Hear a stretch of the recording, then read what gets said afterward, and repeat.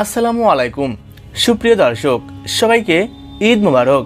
চলছে পবিত্র মাহে রমজান, আর আমরা দেখতে দেখতে পবিত্র রমজান মাসের একদমই শেষ পর্যায়ে চলে এসেছি। আর এই মুহূর্তে আমাদের প্রত্যেকের মনে একটাই প্রশ্ন, এবছরের রমজান মাস ঠিক কত দিনের হবে? রোজা কি 29টা হবে নাকি 30টা রোজাই সম্পন্ন করতে হবে? এই বিষয়ে জাতীয় চাঁদ দেখা কমিটির তরফ থেকে সর্বশেষ যে আপডেটগুলো চলে এসেছে সেটাই জানিয়ে দিব আজকের এই ভিডিওটির মাধ্যমে। তাই অবশ্যই পুরো ভিডিওটির সাথেই থাকবেন। আর এমনই সব গুরুত্বপূর্ণ ভিডিওর আপডেট সবার প্রথমে পেতে অবশ্যই চ্যানেলটিকে সাবস্ক্রাইব করে পাশে থাকবেন। আর কমেন্ট বক্সে ঈদ মোবারক লিখতে ভুলবেন না। দর্শক বন্ধুরা, ইসলামিক শরীয়ত অনুযায়ী ঈদের তারিখ নির্ধারণ করা হয়ে থাকে শাওয়াল মাসের চাঁদ দেখার উপর ভিত্তি করে। অর্থাৎ রমজান মাসের 29 দিন পূর্ণ হওয়ার পর যদি শাওয়াল মাসের চাঁদ দেখা যায়, তাহলে তার পরের দিনই ঈদ উল ফিতর উদযাপন করা হয়ে থাকে। আর যদি চাঁদ দেখা না যায়, তাহলে রোজা পূর্ণ 30 দিন সম্পন্ন করার পর ঈদ পালন করা হয়ে থাকে। এই মুহূর্তে সৌদি আরবের জাতীয় চাঁদ দেখা কমিটি চাঁদকে পর্যবেক্ষণ করার জন্য সকল ধরনের পূর্ব প্রস্তুতি গ্রহণ করেছেন।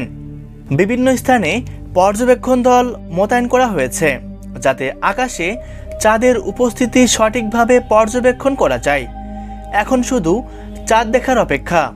একই সাথে তাদের থেকে যে গুরুত্বপূর্ণ আপডেটটি চলে এসেছে সেটি হচ্ছে, যেহেতু এবছর পবিত্র রমজান মাস শুরু হয়েছিল 19শে ফেব্রুয়ারি থেকে, সেই হিসেবে রমজান শেষে শাওয়ালের চাঁদ দেখার উপর ভিত্তি করে 2026 সালের পবিত্র ঈদ উল ফিতর উদযাপিত হতে যাচ্ছে আগামী 20 অথবা 21শে মার্চ, এমনটাই জানিয়েছেন জাতীয় চাঁদ দেখা কমিটি।